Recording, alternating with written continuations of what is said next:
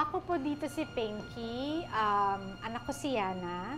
Dito si Pinky, she was trying to save her marriage. But then parang umabot sa point na napuno na siya. So, doon nag-start yung conflict. Did Mommy tell you the news na? No po. What news po, Mommy? Well, Mommy has to go somewhere. Ma'am Pinky pasensya na pero di kayo pwede papasukin, sabi ni Sir Anton. Kuya Elvis, sige nga, papasukin mo na ako. Di talaga pwede, ma'am. Dito magsa-start yung story na paano ko makikita yung bata, kasi nga nilagay niyo sa akin, and my relationship also and bonding with my friends, kung paano ako sinuportahan ng mga kaibigan ko. Nanay siya, hindi malapitan yung anak. Hanggang kailan ka magdi-disguise para malapitan mo is unfair. Unfair, unfair, unfair. Hi, my name is Empoy at I play the role of Jet Boy. Ninong Jet Boy? Kaibigan ko sila Pinky. Ayaw mong mencho, bibigyan kita ng maraming chicks yung magaganda. Alam mo, loyal ako sa misis ko, no? Elvis! Ang role ko dito ay si Oyet. Oyet is a director.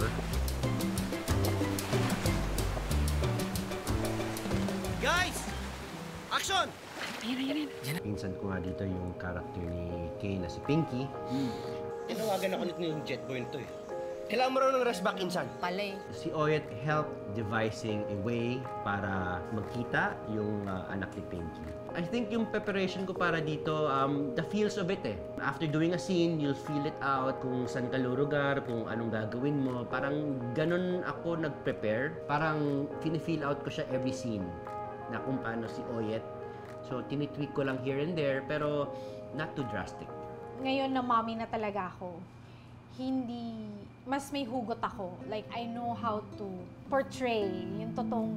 Through your experience? Yes, through my experience. Like, that scene na kausap ko yung anak ko and I have to say goodnight and I have to show her my face na I'm not sad. Good night, Mommy. I miss you already. I love you this big.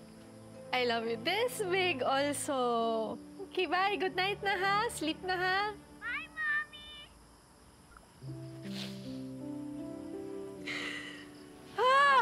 That happened when we shot A Journey in Australia. I was away for 9 days. And I think that was the longest na nawala ako sa mga anak ko. And yung mga first few days, okay pa, happy pa sila. But towards the end, yung youngest ko sabi nila, Mommy, Carrie, nagpapakarga na sa akin. Na hinahanap na ako. Tapos naiiyak na ako. Kasi ito pala yung feeling na ang hirap-hirap mawalay sa mga anak. Hindi ko pwede ipakita na umiyak ako kasi makikita nila na, why are you sad? To a point na gusto ko na rin magbabay na, sige na, you go na, mommy has to work kasi naiiyak na ako. Then after dun talaga ako umiyak kasi na-miss ko na yung mga anak ko. I guess yun yung isa sa mga eksena na nakarelate ako. Ako, siguro, as Oyet, parang outside looking in, nakikita niya yung cousin niya having a family problem. As a person who has also children, just like you, iba yung pain pagdating sa mga anak. Even when you're just imagining it na mahiwalay ka sa anak mo or nasaktan yung anak mo, ganun. Sometimes, mas nakakirot sa puso pag ganun. It's different when children are involved also. It's a different kind of pain. Hindi ko sinasabing mas masakit, pero iba yung klase ng sakit niya na mawalay sa anak. Siguro rin sa akin, yung eksena na nasa school, sa birthday. Yan. Tapos nakita namin kung paano magpigil yung kaibigan namin. Tapos hindi niya linalabas yung lungkot niya. Basta kailangan una natin gawin mag-disguise. Yung talagang hindi tayo makikilala. Tapos dire-diretso na yun. Operation Bring Back Yana to her mama! Ang favorite disguise ko, siyempre, yung kay Balsoto, parang kamukha si Balsoto. Sobrang kapal na nagpaalam pa ako kay Miss Maribik na baka pwedeng yung nipisan. Tapos mas kinapalan pa. Nag-request ka ng manipisa? Huwag kang papaalam para magre-reklamo ka pa. Magre-reklamo ka pa. Hindi, pakikapalan. Sigurado ka bang darating si Yana dito? Sure na sure kami dahil every Friday nagpa-family day sila. Pero yung nag-anime ako, parang ano eh, ibang-ibang K talaga yun eh. Yun talaga parang lahat. All out. All out, oh. Yung naka-ano ko, Bigote, oo. balbas. Kasi wala naman ako masyadong talaga makapal na bigote. Siguro yun. Uncomfortable. Pero sometimes the disguise or your costume helps you fit into the character you have to play.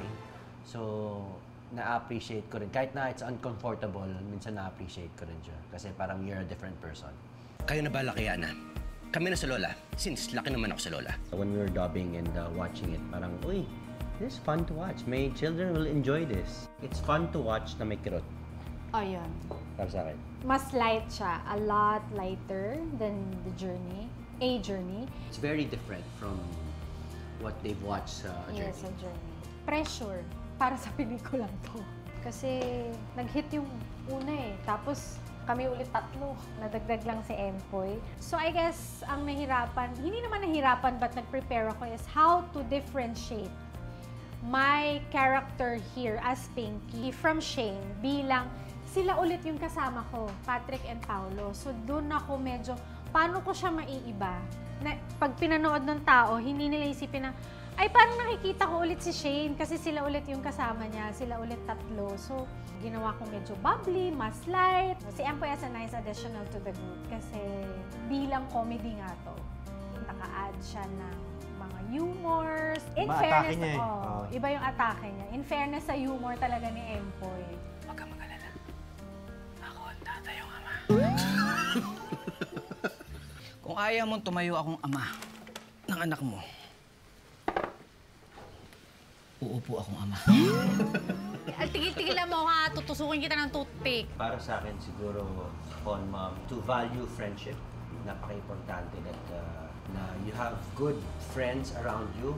Choose your friends wisely. Dagdag ko lang, ang importante pa dyan is time. Kasi hindi mo na mababalik yun eh. Value your family. Iba talaga. Because you'll never know. Enjoy every moment with your family. Tanggapin niyo ako, huwag niyo ako anuhin. Oo naman. I mean, oh.